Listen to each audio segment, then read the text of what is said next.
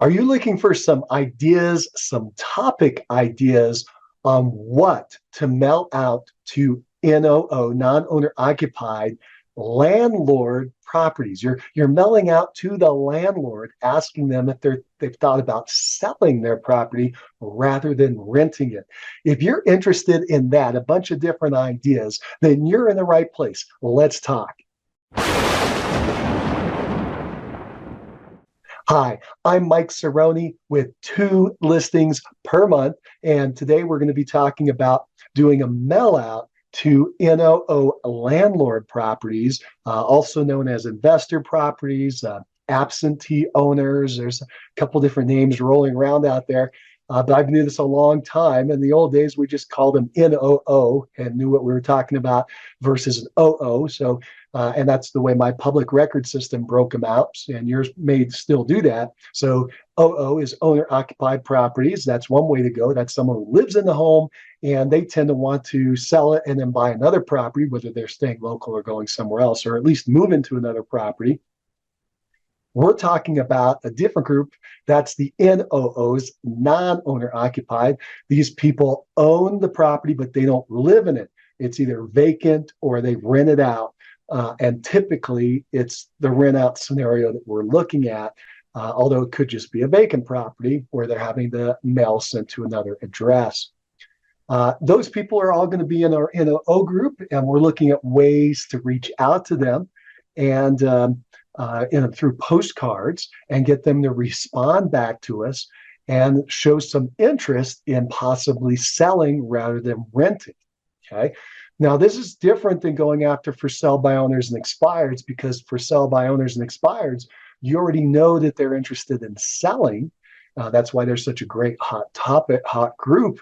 But they're very competitive over there. A lot of agents go after them. And the expireds have a timing issue. They're usually turning very quickly. FSBOs, of course, believe they could do it on their own. So they have their own dynamics. Let's go now into this group, though, this NOO landlord group. And they have their own peculiarities, right? They're more number crunching, by the way, where somebody who's an owner occupant is more emotional typically, although they will crunch some numbers on the sell.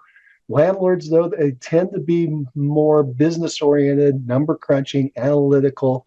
In general, that's the kind of stuff they're interested in, and they want to hear about and respect if you're going to present to them. So, the things that you need to do there, since they may or may not be thinking about selling. By the way, a lot of this, when you're going out to a large group, is you're kind of trying to find the people who are thinking the way you're thinking. In this case, hey, thinking about selling the property rather than renting it. And then there will be another little group who are kind of on the fence, or maybe it perks their interest and they may be moving along. And then a whole bunch of them have no interest at this time. And so you've got to have a campaign that goes over time. And over time, circumstances change in people's lives. And that's why it becomes very interesting to them. And so what you're doing when you're doing geographic farming is you're building out some brand reputation, as well as you're positioning yourself as an expert in the field, as well as giving some stats and not making an offer for people who are ready now. Okay, so those are the kind of elements that you want in your marketing piece, in this case, postcards. All the general information about marketing still plays. You got to have a good headline. That's going to be the biggest pull. You want to have a good subhead. You want to have a good message. You want to have a good offer and a good call to action. And it's always a good idea in this kind of branding situation to also have your picture, name out there center stage, because some of them are just going to see through repetition. Oh yeah, this guy or this gal, they work in this field that I'm in, and okay, I've seen them 6 times now. I think I should remember that they're around, right? Whether I like them or not, they're in this area, and that's important because you're trying to set yourself up again as an expert or a specialist. So I'm going to give you just a couple ideas. I'm not going to show or share anything, as you already know, on this channel, not until we get to something I am convinced works. I know works through testing, because I don't want to give you the wrong stuff and then it fails and you get all upset. You waste a lot of money. So I'm taking all those gambles on myself. But I'm going to give you some ideas and give you ideas of what I'm looking at and working on in case you enjoy this kind of journey. uh, all right. So what we've got, the first idea I have for this, I've been mocking up some data. And that's what I do, by the way. I just kind of spitball ideas out. I mock a couple up. I go, yeah, I like that one. I don't like that one. Maybe this one will work if I make some changes. That's kind of my process. And so one of the first ideas I came up with was my city landlord, right, is right at the top to grab their attention. And then I'm going to do a report. And then you date the report. So originally I was going to do a month and a year. Then I decided because I'm going to do multiple pieces, I'm actually going to do a quarterly report. So I'll do 4 of them a year on these little postcards. If I get traction, I may open it up, by the way, through other mediums. And if I through mail, I consider maybe doing a newsletter. These are all things I've done in the past. So postcards, newsletters, letters. But the things that I would consider still would be a full color magazine, a newspaper, either black or white or full color. I've done all that to just try to get out there and create a stronger bond and create a lot of information. And even though we have a lot of information out through the internet, people still need someone to come along and clean it up and simplify it and give them just the raw data and the hot facts. And that's what this postcard's going to be.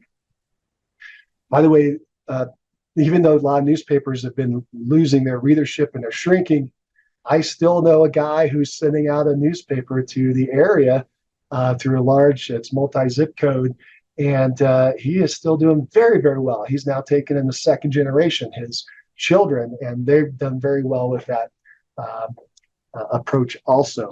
So direct mail still works. But anyway, let's go back to these postcards. So I've got, I identified landlord in the heading. I think a lot of them will identify themselves that way. We'll see. And then I've got the quarterly report. And then I went out and found some little quick bullet point datas. And what I've got is first monthly rent. I think they're going to be curious what other places are renting for. And so I'm just going to pick a median rent in the area. So I've already identified the area. This case by city, you could do it by zip, you could do it by whatever. Remember, you want it hyper local is kind of this hot name now, and we were doing it before. We just didn't call it hyper local, but that is the right idea. You want to narrow in to a small area and become an expert in that area. So again, by city would be good, or even narrower by zip code, or you could do it by subdivision if it's a really big subdivision. See, the issue is you got to make sure it's big enough that you can get the numbers that you need. That's probably another conversation. What's your turnover rate and what do you think you're going to get out of that? But again, that's another conversation. Let's stay on topic here. So in this card, we're going to have rent. And by the way, that I break it up in 1 bedroom, 2 bedroom, 3 bedroom, 4 bedroom. So however your area breaks it up, maybe it breaks it up by square footage, whatever you're typically seeing out there in you can do internet searches for this information, or publications that do it. It may be in your MLS. My MLS is not really great on rent. It has some leases, but it's limited. It's not a full market analysis. So I got to go outside of there. Maybe yours does. Then I'm going to break out condos and townhomes in one grouping. And then, by the way, I'm going to break out price. So first I had rent, then I'm going to do price, and I'm going to do the 1, 2, 3, 4 bedroom. What's the median price in the area for that? And then also house price. Boom. So I created just a quick chart. Remember, these are analytical people. They like this kind of stuff. They're just going to go zip, zip, zip. I've got a 2 bedroom, and they read 3 numbers and they're happy. I've got a 2 bedroom and a 3 bedroom, or I got a 4 bedroom and a 1 bedroom. And, they're looking across the chart to get an idea, and they're comparing, they're comparing it to what they're charging in rent. They're trying to make sure that they're within the market and that they make sense. If they're high or low, a lot of times if they've been around a while, they're low. And if they're brand new, they're probably too high. And Anyway, it gives them a kind of an idea. They want to see that rent, and then they also want to see the price, what their values are today. And then I also give them information on the median time in the market, days in market, and then also closed to list price ratio or sales to list price ratio. Then I give them an offer. I talk basically about giving them a market analysis. And you're like, well, they can get that anywhere. Yeah, but I got a twist on this one. Again, you want to figure out how to stand out. And so, yes, they can get a valuation from anywhere, but I'm going to give them two valuations. One is based on if the property were occupied by a tenant, because remember, these are landlords. And two is if it was not occupied by a tenant or vacant. Okay. See, if it's occupied by a tenant, I'm limited to, or they're limited to who they can sell it to. They're going to have to sell it to another landlord. And that landlord is going to crunch numbers, right? They're going to do an income approach to value. I'm sure you're aware of all that. If not, go check it out. But basically, they're going to crunch the rent numbers, figure out what the profit is on the property as far as without a mortgage, what the cash on cash profit is. And then they're going to cap that up at some number with capitalization rate. And that's going to get them the valuation as an investor would buy the property, okay? Because they got to get a certain return. Then you're going to compare, juxtapose that to the market approach, which is what you can do if it's vacant, right? Or a regular owner occupant would do, because they're going to vacate it. And now a buyer could come in with regular financing, and it's a regular buyer, and they don't have to contend with a tenant. So they're going to do market value using the market comparison approach that you're all probably very familiar with, right? Find three comparable sales that are similar to the property in the last 6 months, and you do a little bit of an adjustment, but that's the approach there. If you're an appraiser, or appraisers, they know all this. They even have the cost approach as well, but the cost approach is not relevant here. My area is already built out. If you're in an area where there's a lot of new construction, you might want to add the cost approach, because that would be an interesting one as well. So what I'm doing for this offer to the investors, these landlords, these absentee owners, it's all the same group, by the way. What I'm doing there is I'm saying, hey, there's two valuations on your property.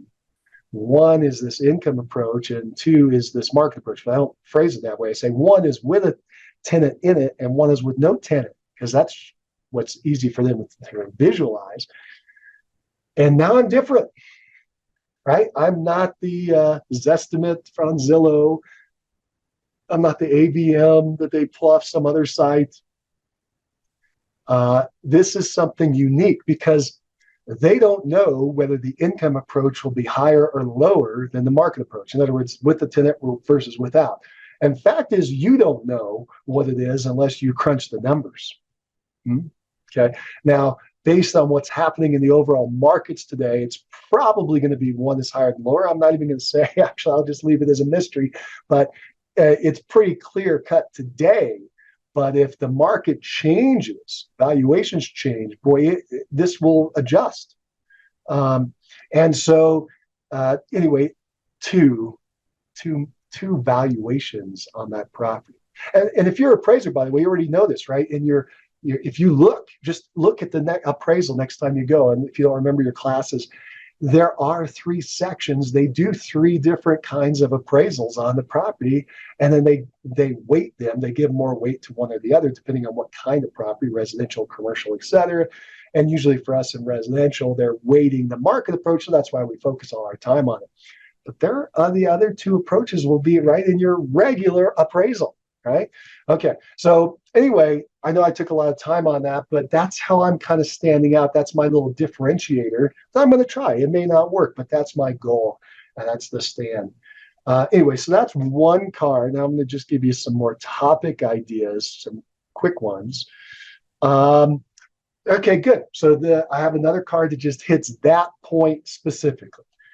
How much is your rental property worth is the headline. It gives a box of tenant occupied or empty, vacant, and then it gives some pointers, what that means and the different approaches and how you get to them. So a little bit of education. You're setting yourself apart from every other agent. Okay. And then I give them this offer to get that to them. Okay. So that's another one. Here's another card. The headline is, hey, vacant property. Because if they're doing an annual lease, once every 12 months, they're vacant, right? Now, if you've been a landlord, you know that you're going to get a tenant that stays longer or someone leaves in the middle of the night or whatever. But there's some cycle where they're going to get a vacant property and you want your card to just happen to pop up there. If it does, fantastic. And if you say, hey, you got a vacant property, consider selling it instead of renting it. And then I give like some pros to renting and some benefits to selling. Actually, I give the challenges or the cons to renting and the pros and the benefits to selling because this is my card. I'm making this argument, and then I make the offer for this double CMA offer, basically. Okay, so that's that one, and then we've got. All right, this is kind of one I thought about that might be interesting today, and that is, hey, are we at the top of the market? Question mark.